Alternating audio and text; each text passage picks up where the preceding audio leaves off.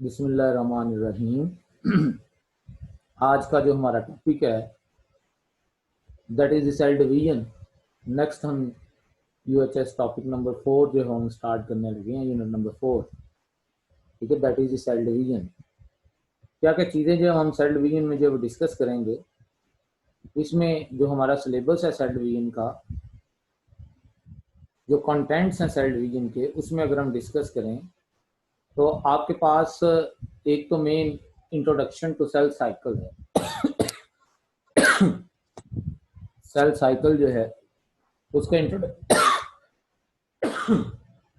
Cell cycle जो है उसका इंट्रोडक्शन है, जिसमें हम G1 phase, S phase, G2 phase उसको जो हम डिस्कस करेंगे, और उसके अलावा हम माइटोटिक फेज की जो है वो बात करेंगे। उसके अलावा जो है वो माइटोसिस है, उसका प्रोसेस और उसकी सिग्निफिकेंस, और फिर मियोसिस है, उसका जो है वो सिग्निफिकेंस और उसका प्रोसेस।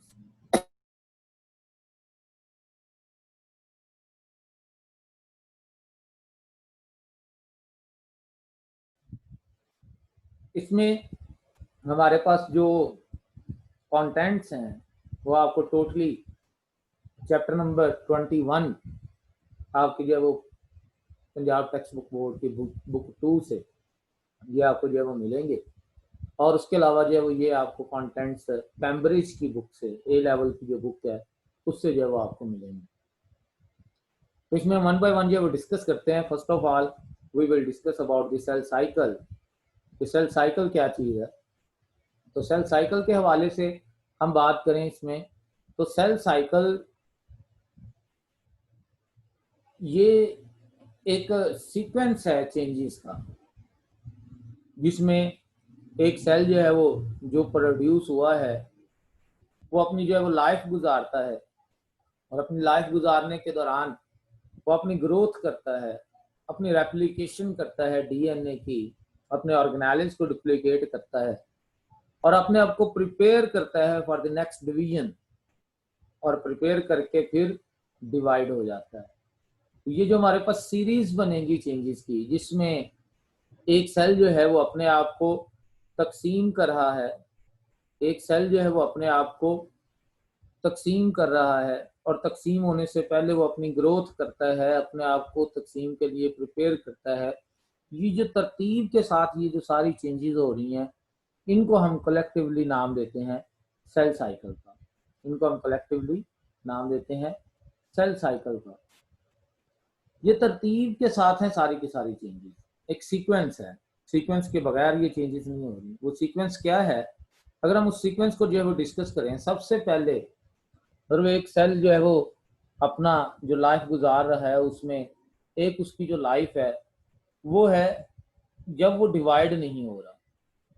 ठीक है, जब वो डिवाइड नहीं हो रहा, जब वो डिवाइड नहीं हो रहा, तो वो जो नॉन डिवाइडिंग फेज है उस सेल की, that is called as interphase. तो एक तो इंटरफेज है जिसमें जो है वो सेल डिवाइड नहीं हो रहा, ठीक है, सेल साइकिल में। और दूसरी उस सेल साइकिल की माइटोटिक फेज है या एम फेज है। ये दो फेजेस हैं सेल साइकिल की मेन। एक इंटरफेज है जो नॉन डिवाइडिंग है, और दूसरी जो है वो माइटोटिक फेज है जो कि डिवाइडिंग है। अब ये जो इंटरफेज है, इंटरफेज इसकी आगे फर्दर फेजेस हैं, जिसमें एक G1 फेज है, ठीक है, जिसमें सेल अपने आप को ग्रो करता है, अपने नॉर्मल फंक्शन सारे के सारे करता है, अपने ऑर्गेनेलिस को जो है वो डेवलप करवाता है, उसकी जो है वो ग्रोथ करवाता है, ठीक है, और उनको रेप्लिकेट भी करवाता है। और दूसरा हमारे पास जो है वो क्या है? एस फेज है, that is the synthesis phase. और इस फेज में जो है वो क्या हो रहा है?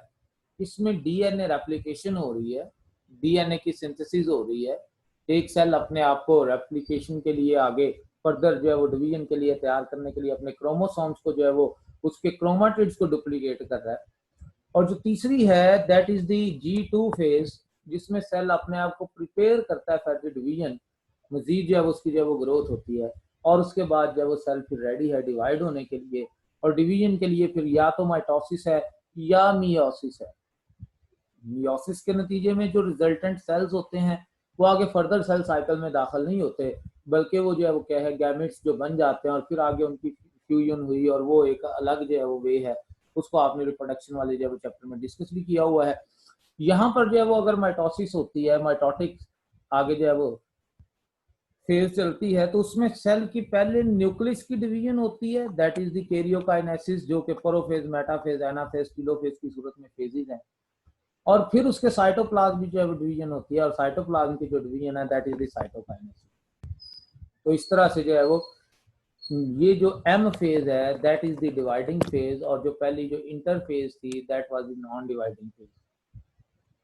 अगर हम ह्यूमन सेल साइकिल की बात करें, ह्यूमन सेल साइकिल, तो ह्यूमन सेल साइकिल में अगर 24 आवर का सेल साइकिल है, तो 24 आवर में 24 आवर्स में जो एक सेल है उसका 30 मिनट्स एम फेज में है, और बाकी 23.5 यानी कि तकरीबन 23.5 घंटे जो है उसका जो लाइफ साइकिल है वो किस सूरत में है, that is the in the form of interphase. तो इसका मतलब ये हुआ कि जो इंटरफेज है that is the most lengthy phase of the cell cycle. जो इंटरफेज है वो सेल साइकिल की सबसे लेंथी फेज है, ठीक है, ज्यादा लेंथ की जो है वो फेज है। अब ये जो इंटरफेज है कितनी लेंथी है, इस हवाले से अगर हम बात करें तो जो इंटरफेज है ये आप कह सकते हैं कि ये एक सेल की लाइफ का कह लेंगे मोर देन 90% जो है वो बन रहा है, मोर देन 90%। एग्जैक्ट अगर आप कैलकुलेशन करना चाहें, ठीक है, तो ये परसेंटेज निकाल लें, आपको आइडिया हो जाएगा कि इतने परसेंट जो है वो ह्यूमन सेल साइकिल का वो जो लाइफ है वो इंटरफेज। लेकिन क्या इंटरफेज रेस्टिंग फेज है? नहीं, interphase not resting phase. Interphase में सेल अपने आप को जो है वो ग्रो करवा रहा है, सेल अपने आप को डिवीजन के लिए जो है वो तैयार करवा रहा है, सेल अपने अंदर रेप्लिकेशन करवा रहा है, तो ये रेस्टिंग फेज नहीं। हाँ ये है कि बाद का G1 फेज के फौरन बाद ही उसके पैरेलल एक और फेज चल जाती है, that is the G0 phase, जिसमें सेल ये वो वाले सेल्स में होते हैं जिन्होंने आगे डिवाइड नहीं होना होता, ठीक है। जब तक डिवाइड नहीं होना होता, वो महीनों हो, हफ्ते हो या साल हो या थ्रू आउट लाइफ हो, वो जो फेज है जो नॉन डिवाइडिंग फेज है, जिसमें टेम्परेरली डोरमेंसी की तरह की जो वो, तो इसको हम नाम देते हैं, उसको जब हम नाम देते हैं G0 फेज का। वो नर्व सेल्स में है, वो मसल सेल, वो सॉरी इसमें रॉड एंड कोन सेल्स में है, ठीक है, जिन्होंने आगे फर्दर जो है वो डिवाइड नहीं होना होता। अब हम बात करते हैं यहाँ पर एक दो क्वेश्चंस के साथ, ठीक है। इसकी लेंथ के वाले से बात कर लें, जो G0 फेज है ह्यूमन सेल साइकिल के अंदर, दैट इज अबाउट 9.5 आवर्स, ठीक है, सो अबाउट 9 आवर्स। जो S फेज है दैट इज अबाउट 10 आवर्स, जो G2 फेज है दैट इज अबाउट 4.5 आवर्स, और जो M फेज है ये अबाउट हाफ एन आवर। तो इसका मतलब है सबसे छोटी फेज जो है इंटरफेज में से वो G2 है, और सबसे छोटी फेज सेल साइकिल में से M फेज है। ये आपके सामने क्वेश्चन है, आप इस क्वेश्चन को जो है वो जरा देखिएगा और इसमें आप जो है वो बताएं क्या सुटेबल आंसर होगा कि a phase in human cell cycle with maximum duration, ठीक है, विद मैक्सिमम ड्यूरेशन, ठीक है, that is the alpha option, ठीक है। जो एस फेज है that is the with maximum duration, ठीक है, अल्फा ऑप्शन का आंसर था। इस तरह से एक और क्वेश्चन है, the best example for understanding the G0 phase. जी, आपने G0 फेज को स्टडी करना है, आपके पास रेड ब्लड सेल्स भी हैं, आपके पास न्यूरॉन भी है, आपके पास मसल सेल्स भी हैं, और आपके पास बोन सेल्स भी हैं, ठीक है। तो आप इसको किसको जो है वो इसमें चूज करेंगे? जी, आंसर करें, आप चैट के अंदर जो है वो आंसर कर सकते हैं, ठीक है। तो ज्यादातर स्टूडेंट्स जो है वो बीटा ऑप्शन को आंसर कर रहे हैं, जो कि ठीक है, क्योंकि न्यूरॉन्स हैं, रॉड एंड कोन सेल्स हैं, ये वो सेल्स हैं जिन्होंने मजीद डिवाइड नहीं होना होता, तो इनको हम G0 फेजिंग में जब हम स्टडी कर सकते हैं। रेड ब्लड सेल्स जिन्होंने भी आगे डिवाइड नहीं होना होता, लेकिन ये अपनी सारी लाइफ, असल में इनकी जो डिवीजन रुकी हुई है ना, उसके पीछे जो रीजन है वो इनके न्यूक्लियस का डिसअपियर होना है। तो जब न्यूक्लियस है ही नहीं, तो इसका मतलब है ये तो अपनी लाइफ को मतलब आप डिवीजन को खत्म ही कर चुके, इनमें तो माइटोसिस अब आगे होनी ही नहीं है, ठीक है। इनकी रिसाइकलिंग होनी है, रिसाइकलिंग होनी है। जो न्यूरॉन्स वगैरह है ना, उनकी रिसाइकलिंग नहीं हो रही होती, उनकी रिपेयरिंग हो रही होती है। वो नए भी नहीं बन रहे होते, रेड ब्लड सेल्स तो पीछे नए बन रहे होते हैं ना बोन मैरो में, तो वहां पर जो फिर माइटोसिस के नतीजे में ही नए बन रहे होते हैं।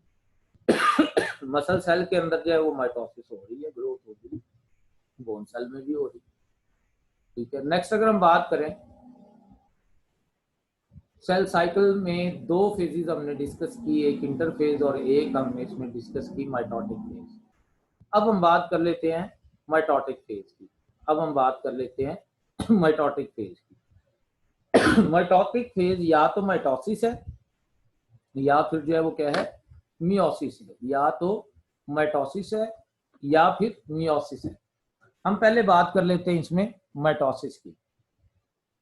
आपके सामने क्वेश्चन है, स्क्रीन पे शो हो रहा होगा, माइटोसिस चैट के अंदर इसका आंसर दें जी। What is mitosis? That is the division of nucleus, या डिवीजन ऑफ साइटोप्लाज्म, या डिवीजन ऑफ क्रोमोसोम्स, ठीक है, या डिवीजन ऑफ सेल्स।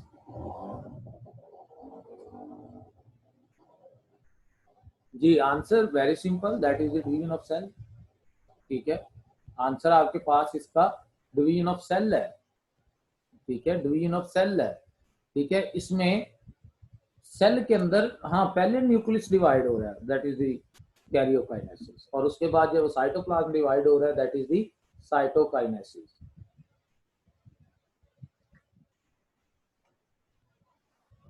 अच्छा जी, अब हम बात करते हैं जी माइटोसिस है क्या।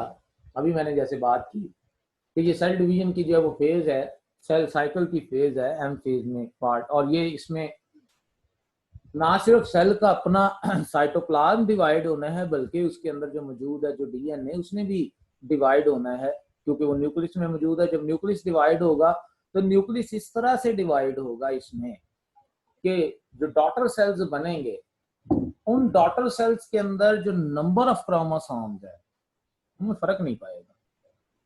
मतलब अगर पेरेंट सेल है ना, पेरेंट सेल के अंदर सपोज मैं कहता हूँ जी 46 क्रोमोसोम्स हैं, तो जो बनने वाले दो डॉटर सेल्स होंगे उनके अंदर भी 46 क्रोमोसोम्स होंगे, ठीक है। नंबर ऑफ क्रोमोसोम जो है वो डिक्रीज नहीं होंगे। अब अगर हम इसमें बात करें, नंबर ऑफ क्रोमोसोम जब डिक्रीज नहीं होंगे तो फिर डिवीजन कैसे होनी है? असल वो तरीकाकार वही है कि पहले जब क्रोमोसोम का सिस्टर क्रोमाटिड बन जाता है, ठीक है, सिस्टर क्रोमाटिड बन जाता है एस फेज में, तो इसका मतलब है कि माइटोसिस में जाने से पहले जो क्रोमोसोम्स है उनके दो दो क्रोमाटिड्स होते हैं या चार चार आर्म्स होते हैं। और जब वो माइटोसिस में जाते हैं तो उनमें इस तरह से डिवीजन होती है कि उन दो दो क्रोमाटिड्स में से, सिस्टर क्रोमाटिड्स में से हर एक सेल को एक एक क्रोमाटिड मिल जाए अलॉन्ग विद सेंट्रोमियर। तो जब वो सेल्स को एक एक क्रोमाटिड मिल जाएगा तो इसका मतलब है कि जो बनने वाले नए सेल्स होंगे उनके अंदर क्रोमोसोम्स अनडुप्लीकेटेड फॉर्म में होंगे, और ये जो है वो क्रोमोसोम अपने आप को फिर दोबारा नेक्स्ट टेस्ट फेज में डुप्लीकेट कर लेंगे। चार बेसिकली दो मेन फेजेस है माइटोसिस की, कैरियोकाइनेसिस एंड साइटोकाइनेसिस। माइटोसिस को ही माइटोसिस इसलिए कहते हैं, माइटो का मीन थ्रेड है, प्रोसेस, ये सेल के अंदर थ्रेड्स बनने का प्रोसेस। इसमें स्पिंडल फाइबर्स, स्पिंडल्स बनते हैं, थ्रेड्स बनते हैं, फाइबर्स बनते हैं, इसलिए इसको जो है वो ये नाम दिया जाता है। तो खैर बात हो रही थी, इसमें दो फेजेस हैं, कैरियोकाइनेसिस एंड साइटोकाइनेसिस। कैरियोकाइनेसिस के अंदर फर्दर चार फेजेस है, प्रोफेज, मेटाफेज, एनाफेज, टेलोफेज।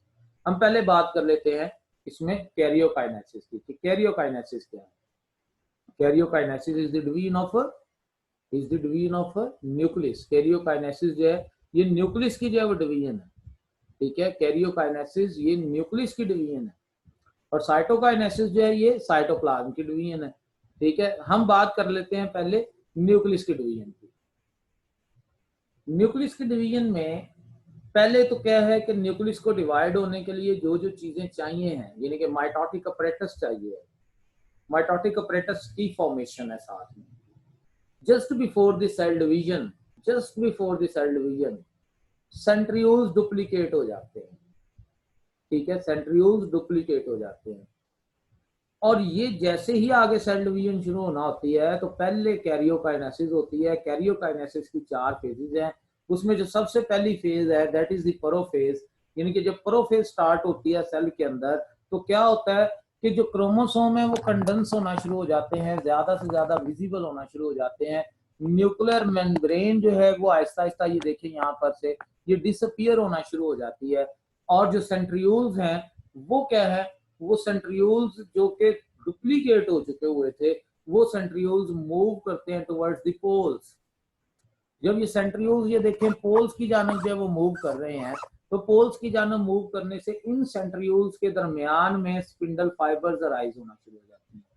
वो जो इनके दरमियान में स्पिंडल फाइबर अराइज होती है ना, ये स्पिंडल फाइबर्स, इसमें 3 तरह की जो है वो फाइबर्स होती हैं। एक वो जो पोल टू पोल मूव करती हैं, एक वो जो कि काइनेटोकोर के साथ अटैच होती हैं, और एक वो जो कि पीछे एस्टर्स जो है वो बनाती हैं। ठीक है, तो इसका मतलब है कि centrioles along with its spindle fibres that is collectively called mitotic apparatus.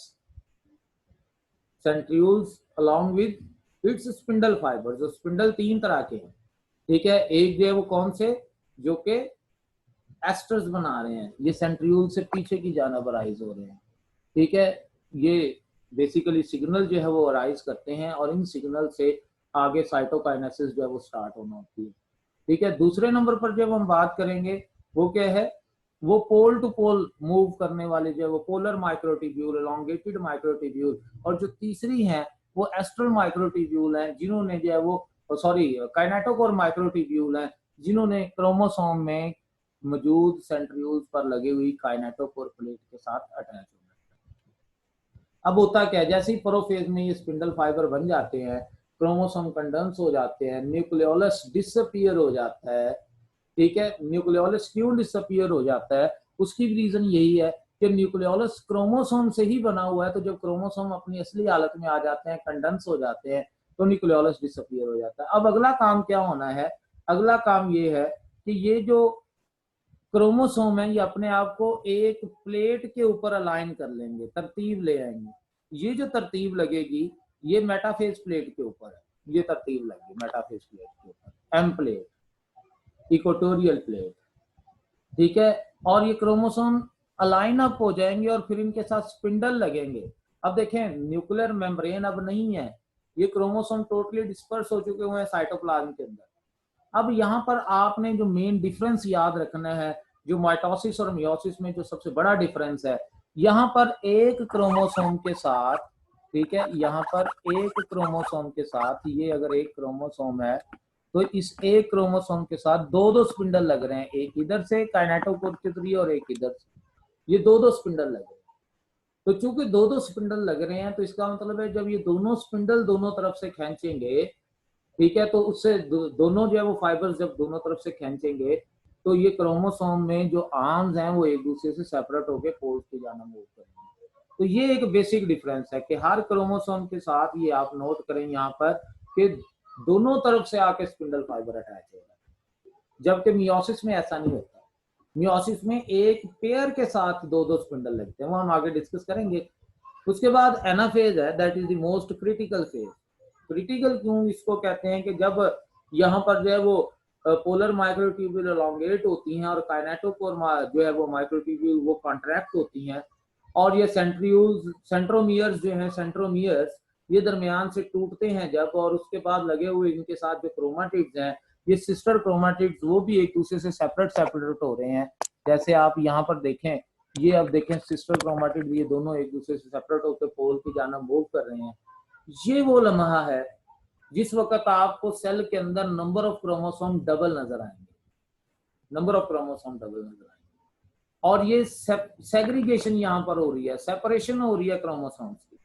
और अगर इस सेपरेशन के दौरान कोई क्रोमोसोम आपस में से मतलब डिसजंक्शन उसकी ना हो पाए, नॉन डिसजंक्शन ऑफ क्रोमोसोम हो, तो उसकी वजह से क्रोमोसोम नंबर में फर्क आ जाएगा, और जब क्रोमोसोम नंबर में फर्क आ जाएगा तो इसका मतलब है कि सेल के अंदर बहुत ज्यादा एबनॉर्मेलिटीज आ जाएंगी, ठीक है, म्यूटेशंस आ जाएंगी। तो ये इसीलिए हम इसको कहते हैं that is the most critical phase. इसमें हो क्या रहा है, सेंट्रोमियर्स जो है जो सिस्टर क्रोमाटिड के साथ ज्वाइन हुए हुए थे वो स्प्लिट होते हैं, सिस्टर क्रोमाटिड्स एक दूसरे से सेपरेट होना शुरू हो जाते हैं और सेपरेट होकर ये जो है वो पोल्स की जानब मूव करते हैं, सेल इलोंगेटेड हो जाते हैं।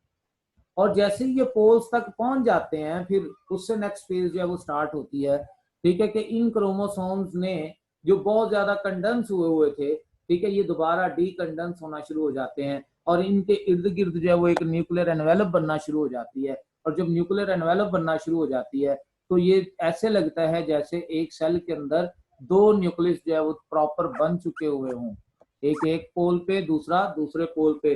स्पिंडल फाइबर बनना शुरू हो जाती है, सॉरी, इसमें न्यूक्लियर एनवेलप बनना शुरू हो जाती है, स्पिंडल फाइबर जो है वो ब्रेक डाउन उनकी जो है वो शुरू हो जाती है और साथ ही साथ साइटोकाइनेसिस भी शुरू हो जाती है। तो इसका मतलब टीलोफेज में दो क्रोमोसोम, दो न्यूक्लियस जो है वो सेल के अंदर जो है वो बन गए हैं। अब सेल ज्यादा इलोंगेटेड है और सेल के सेंटर से क्या होना शुरू हो जाएगा, यहाँ पर जो है वो उसमें फरो स्टार्ट हो जाएगी। That is the cytokinesis. Cytokinesis basically cell के साइटोप्लाज्म का, न्यूक्लियस पहले डिवाइड हो गया, साइटोप्लाज्म यहाँ पर जब डिवाइड होगा तो साइटोप्लाज्म के डिवाइड होने की वजह से होना क्या है यहाँ पर कि सेल के अंदर डिवीजन हो जानी है कंप्लीट सेल की। न्यूक्लियस पहले डिवाइड होते हैं, अब साइटोप्लाज्म डिवाइड होते हुए कंप्लीट सेल डिवाइड हो जाएगा और दो डॉटर सेल बन जाएंगे। एनिमल सेल में क्लीवेज फरो बनेंगी सेंटर से, एस्ट्रल माइक्रोट्यूब्यूल से सिग्नल अराइज होंगे और वो जो है वो सेल की प्लाज्मा मेम्ब्रेन को दरमियान से पिंच करवाएंगे और सेल दो हिस्सों में डिवाइड हो जाएगा। In case of plant cell mitosis में थोड़ी सी वेरिएशन है। एक तो प्लांट सेल के अंदर सेंट्रियोल्स नहीं होते, उनके एनालॉगस स्ट्रक्चर्स होती हैं और वो जो है वो काम करती हैं ये माइक्रोट्यूब्यूल्स वगैरह को अरेंज करवा के। और दूसरा जो है वो प्लांट सेल के अंदर क्लीवेज फरो नहीं बनती, वहां पर फ्रेगमोप्लास्ट बनती है। मेटाफेज लेवल पे ही गोल्जी ऑपरेटस से वेजिकल्स अराइज होते हैं जिनसे जो है वो सेल वॉल बनना होती है और वो सेल वॉल जो है वो वेजिकल फ्यूज होके इसके सेंटर में क्या करते हैं, प्रॉपर सेल वॉल सिंथेसिस करवाते हैं। तो इसका मतलब है कि इसके अंदर अगर हम बात करें जो साइटोकाइनेसिस जो है वो हो रही है प्लांट सेल में, that is different from the animal cell. खैर साइटोकाइनेसिस हुई, दो जो है वो सेल बन गए, ठीक है, एक सेल से दो सेल। माइटोसिस में एक पेरेंटल सेल से दो डॉटर सेल बनते हैं। Number of chromosome in parental cell as well as in daughter cell, ठीक है, वो क्या होता है, वो सेम ही होता है। यानी कि अगर 46 क्रोमोसोम जो है वो पेरेंटल सेल में थे तो 46 क्रोमोसोम ही डॉटर सेल्स के अंदर होंगे। ये जो है वो एनिमल सेल के अंदर कैरियोकाइनेसिस जो है वो दिखाई गई है, जिसके नतीजे में प्रॉपर दो सेल्स जो है वो बन रहे हैं। और आप नोट करें यहाँ पर कि दोनों सेल्स जो है वो उनके पास वो एक एक पेयर जो है वो उस तरह से सेंट्रियोल्स का जो है वो मौजूद होगा दोनों पोल्स के ऊपर, ये एक एक पेयर जो है वो मौजूद होगा। माइटोसिस अहम कैसे है हमारे लिए, इसकी सिग्निफिकेंस क्या है हमारे लिए, ठीक है। माइटोसिस को अगर हम बात करें तो माइटोसिस के नतीजे में डॉटर सेल बन रहे हैं तो प्लांट्स की, एनिमल्स की या किसी भी मतलब इंडिविजुअल की जो ग्रोथ है उसमें ये जरूरी है। उसके अंदर एसेक्सुअल रिप्रोडक्शन माइटोसिस के जरिए हो रही है, ठीक है। तो हम इसके अब डिफरेंट पॉइंट्स को जब डिस्कस करते हैं इसकी क्या सिग्निफिकेंस है, तो सिग्निफिकेंस पॉइंट ऑफ व्यू से हम बात करें तो इसमें पहला सिग्निफिकेंट पॉइंट जो है वो हमारे पास क्या है कि ऑर्गेनिजम्स के अंदर ये एसेक्सुअल रिप्रोडक्शन का सबब बनते हैं, एसेक्सुअल रिप्रोडक्शन। दूसरा regeneration, that is also form of asexual reproduction, आपने जो वो डिस्कस किया था, ठीक है, 19वें चैप्टर में। लेकिन ये लाजमी नहीं है क्योंकि रीजनरेशन हीलिंग वगैरह में भी जो है वो यूज हो रही है। तो रीजनरेशन में भी क्या होता है, वहां पर भी सेल्स जो है वो डिवाइड होके हीलिंग करते हैं, रीजनरेट करते हैं उस पार्ट को।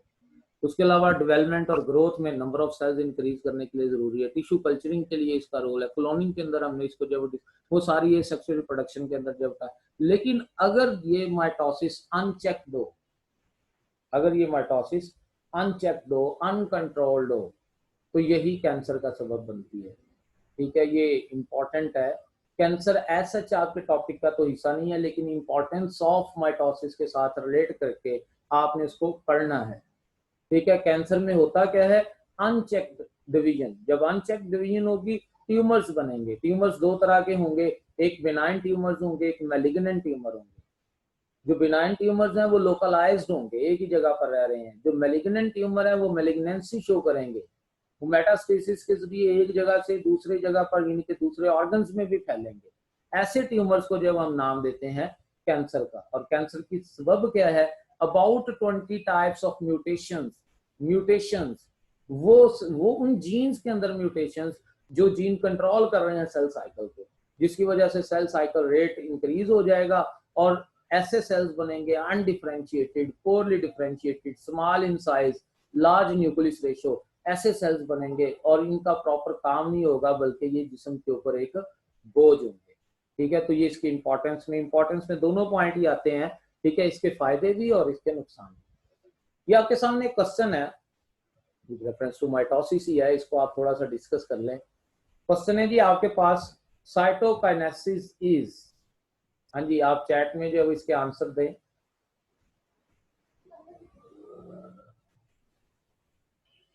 हाँ जी, मोस्ट ऑफ स्टूडेंट्स का आंसर सी आ रहा है, मोस्ट ऑफ स्टूडेंट्स का। कुछ स्टूडेंट्स ने जो वो आंसर ए भी किया हुआ है। ठीक है, तो अब हम बात करें इसमें, हम कहते हैं जी माइटोसिस की दो फेजेस हैं, karyokinesis and cytokinesis. Karyokinesis division of nucleus, लिहाजा बीटा आंसर तो नहीं हो सकता इसका। ठीक है, और ना ही ये क्रोमोसोम्स की डिवीजन है सिर्फ। ठीक है, तो इसलिए डेल्टा आंसर भी नहीं हो सकता। दो आंसर प्रोबेबल बनते हैं, अल्फा और चार्ली। ठीक है, चार्ली आंसर है कि division of cytoplasm only, as such book की लाइन लिखी हुई है। Cytokinesis is not only the division of cytoplasm but that is the division of whole cell. Answer alpha है। ठीक है, ये सेम बुक की लाइन उठाई हुई है, आप इसको जरा देख लीजिएगा। जब साइटोप्लाज्म न्यूक्लियस पहले ही तकसीम हो चुका, मैंने पहले आपको बताया भी है, न्यूक्लियस पहले ही तकसीम हो चुका हुआ है, और जब साइटोप्लाज्म तकसीम होता है तो उसकी वजह से क्या होना है, पूरे का पूरा जो है वो सेल डिवाइड हो जाएगा। मेम्ब्रेन भी पिंच हो रही है ना, तो मेम्ब्रेन की पिंचिंग की वजह से ये पूरे का पूरा सेल डिवाइड हो जाएगा। So cytokinesis is division of whole cell. लेकिन याद रखिएगा कि इसमें कैरियोकाइनेसिस अलग है, न्यूक्लियस की डिवीजन अलग है। ठीक है, होल सेल इस तरह से है कि साइटोकाइनेसिस के बाद जो है वो प्रॉपर आपको जो है वो दो सेल्स नजर आना शुरू हो जाते हैं। उसके बाद नेक्स्ट हमारा जो इसमें टॉपिक है कंटिन्यूटी में, that is the meiosis.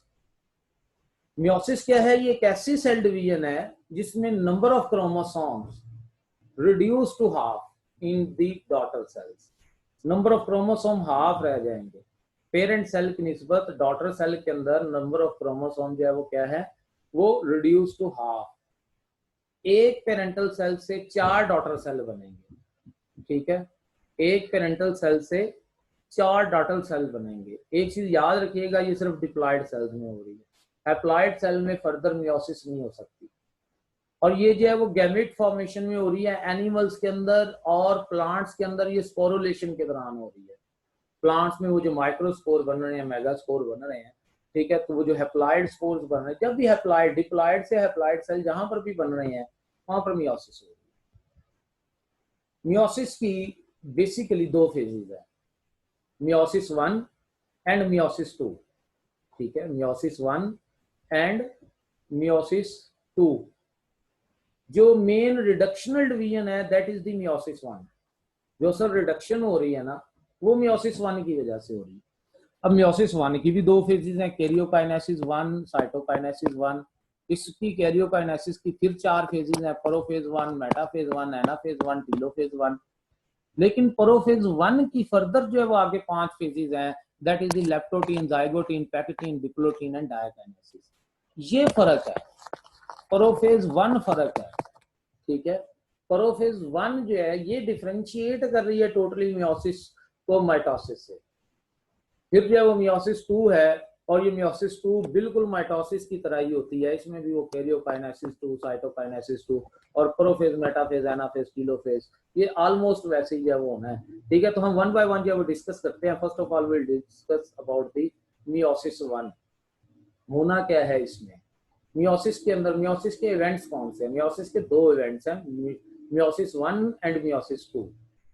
Meiosis 1 में क्या होना है कि जो क्रोमोसोम्स हैं उसमें जो होमोलॉगस क्रोमोसोम्स हैं वो आपस में पेयर्स बना लेंगे, पेयरिंग ऑफ होमोलॉगस क्रोमोसोम, जो कि माइटोसिस में नहीं होती। ये जो पेयर्स है, इन पेयर्स के दरमियान जो नॉन सिस्टर क्रोमाटिड है एक होमोलॉगस क्रोमोसोम के पेयर में से, वो नॉन सिस्टर क्रोमाटिड एक दूसरे के ऊपर ओवरलैप करते हुए क्रॉसिंग ओवर करेंगे, जो कि मियोसिस में नहीं होती। तो क्रॉसिंग ओवर का एक फर्क आ गया, ठीक है, क्रॉसिंग ओवर का एक फर्क आ गया। और उसके बाद क्या होगा कि इसमें एक एक पेयर के साथ एक एक जो है वो स्पिंडल फाइबर दोनों तरफ से आके जो है वो लगेगा, ठीक है। तो इसका मतलब है ये भी एक फर्क आ गया, माइटोसिस में एक क्रोमोसोम के साथ जो है वो दो स्पिंडल लग रहे थे, तो इसमें एक पेयर के साथ दो स्पिंडल लगेंगे, जिसके बाद क्या होगा कि आगे वो एनाफेज और टीलोफेज लेवल तक पहुंचते हुए इस पेयर में मौजूद दोनों पार्टनर एक दूसरे से सेपरेट हो जाएंगे। तो मियोसिस वन के नतीजे में, मियोसिस वन के नतीजे में एक सेल से दो सेल बनेंगे और इनके अंदर रिडक्शन हो चुकी होगी, ठीक है। एक सेल से दो सेल मियोसिस वन में बनेंगे और इसमें रिडक्शन हो चुकी होगी। मियोसिस वन में बनने वाले जो सेल्स हैं उनके अंदर नंबर ऑफ क्रोमोसोम्स वो रिड्यूस टू हाफ हैं as compare to the parent cell. उसके बाद जो वो क्या है, फर्दर इंटरफेस वगैरह नहीं चलेगी, साथ ही आगे मियोसिस टू कंटिन्यू होगी और उसमें वो बिल्कुल ऐसा माइटोसिस की तरह होगी कि हर क्रोमोसोम के साथ दो दो स्पिंडल लगेंगे और इस तरह से जो है वो यहाँ पर सेपरेशन हो जाएगी क्रोमाटिड्स की, जिसके नतीजे में क्रोमोसोम जो है वो सेपरेट होते गए। तो इसका मतलब है कि यहाँ पर जो मियोसिस वन है, that is the separation of pairs, homologous pairs in such a way that each cell receive one member from that pair, ठीक है। इसमें क्या है कि इसमें होमोलॉगस क्रोमोसोम एक दूसरे से सेपरेट हो रहे हैं, ठीक है। और फिर मियोसिस टू में आगे क्या हो रही है, फर्दर डिवीजन इस तरह से होती है कि एक क्रोमोसोम के जो सिस्टर क्रोमाटिड्स हैं वो एक दूसरे से सेपरेट हो जाते हैं और इस तरह से एक सेल से टोटल ये चार सेल जो है वो बनते हैं। ये जो चार सेल बनते हैं, अब इसमें पेरेंटल सेल की निस्बत आप देखें तो नंबर ऑफ क्रोमोसोम भी हाफ है, क्रोमोसोम का क्रोमाटिड भी एक एक है और उसके अंदर रीशफलिंग ऑफ जीन्स भी हुई हुई है, क्योंकि प्रोफेज वन के अंदर जो क्रॉसिंग ओवर हुई थी उसने रीशफलिंग करवा दी। मियोसिस वन में क्या क्या हो रहा है, मियोसिस वन के अंदर जो अर्ली प्रोफेज है वो तो बिल्कुल ऐसी माइटोसिस की तरह ही चलेगी कि उसके अंदर स्पिंडल वगैरह बनेंगे, ठीक है। माइटोटिक अपरेटस जो है वो बनेगा अर्ली प्रोफेज की तरह ही, माइटोसिस की तरह ही इसमें जो है वो अर्ली शुरू में जो है वो चलेगी, ठीक है। उसके बाद जो है वो क्या होगा, होमोलॉगस क्रोमोसोम्स की पेयरिंग होगी। ये जो पेयरिंग है that is called as synapsis, synapse और चीज है, ये साइनेप्सिस है, जिसके नतीजे में बाइवेलेंट बनेंगे।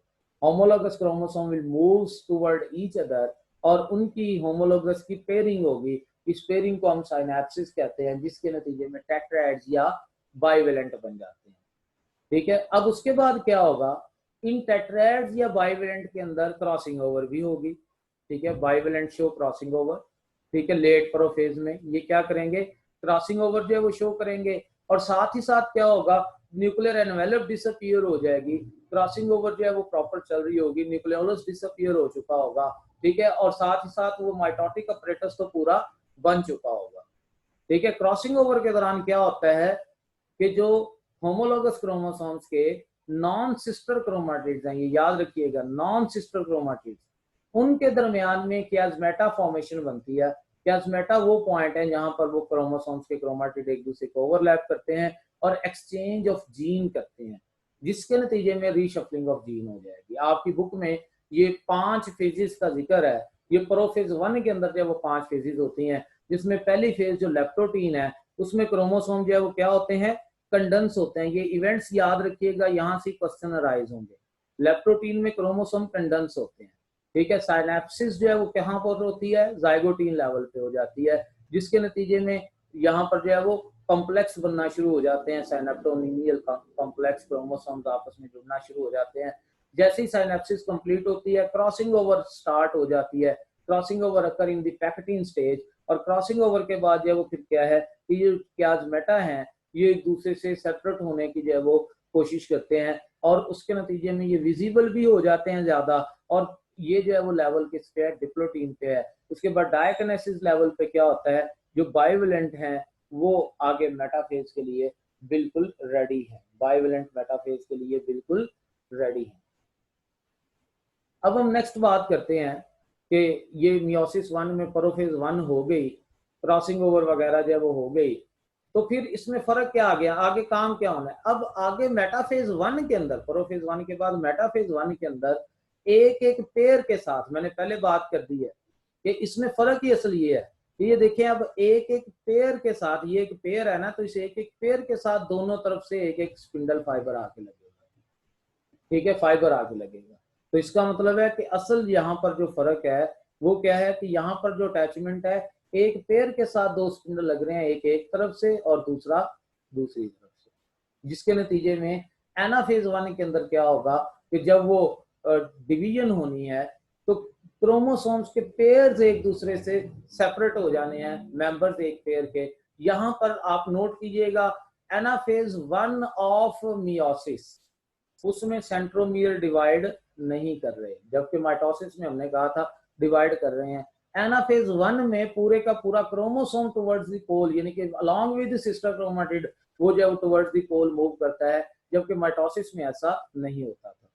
उसके बाद टीलोफेज होगी, टीलोफेज में क्या होगा कि डेफिनेटली जब उसके इर्द गिर्द न्यूक्लियोलस जो है वो प्रॉपर उसमें बनेगा, उसके इर्द गिर्द न्यूक्लियर एनवेलप जो है वो बनना शुरू हो जाएगी और साइटोकाइनेसिस आगे जब वो स्टार्ट हो जाएगी और अल्टीमेटली जब वो एक सेल में दो न्यूक्लियस बन चुके होंगे, ठीक है, एक सेल में दो न्यूक्लियस जो है वो बन चुके होंगे। एनिमल सेल जो है मियोसिस 2 में एंटर होने से पहले पहले तकरीबन डिवाइड हो चुका होता है, लेकिन बहुत सारे प्लांट सेल हैं जिनमें साइटोकाइनेसिस पूरी तरह से हुए बगैर ही वो आगे मियोसिस 2 भी शुरू हो जाती है, ठीक है, ये भी एक पॉइंट याद रखिएगा।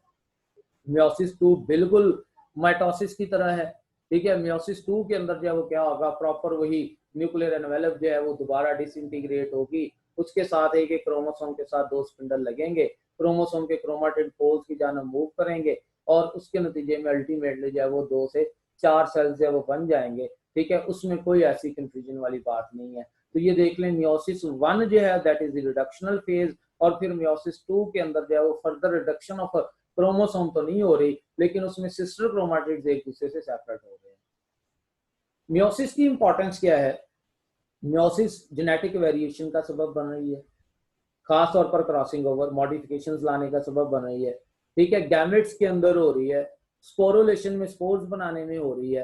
तो ये नेक्स्ट जनरेशन के अंदर नंबर ऑफ क्रोमोसोम्स को मेंटेन करने में इसका रोल है। अगली जनरेशन में नंबर ऑफ क्रोमोसोम को ये मेंटेन करती है, ठीक है, अगली जनरेशन में ये नंबर ऑफ क्रोमोसोम को ये मेंटेन करती है। और अगर डिसजंक्शन हो जाए, नॉन डिसजंक्शन हो जाए, क्रोमोसोम एक दूसरे से सेपरेट ना हो पाए, तो उसके नतीजे में एबनॉर्मल गैमेट्स बनते हैं, और वो जो एबनॉर्मल गैमेट्स हैं वो कई एक एबनॉर्मेलिटीज का सबब बनते हैं, जैसे डाउन सिंड्रोम